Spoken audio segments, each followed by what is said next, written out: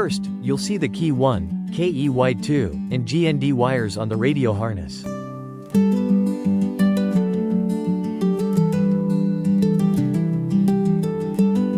With a steering wheel control adapter, I only need to connect one wire to the car's steering wheel control line. If you're using a plug-and-play harness, you might not need to wire the steering wheel control line separately.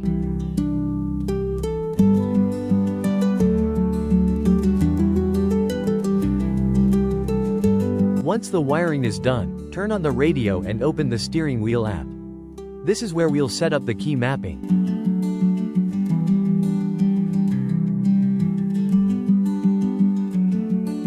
Please press start and then reset button first.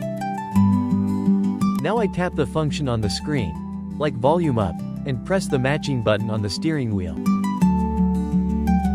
Then I do the same for volume down, next track, and previous track. Just repeat until everything is mapped.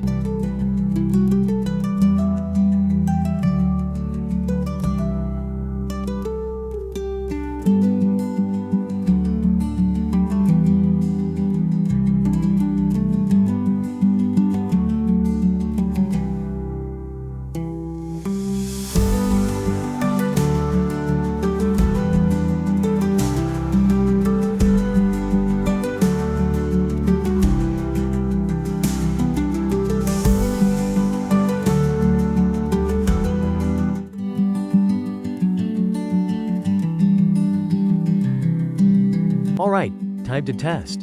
Volume up works, volume down works, pause works perfectly. Easy as that. That's how you connect your steering wheel control wires and map the buttons on an Android head unit.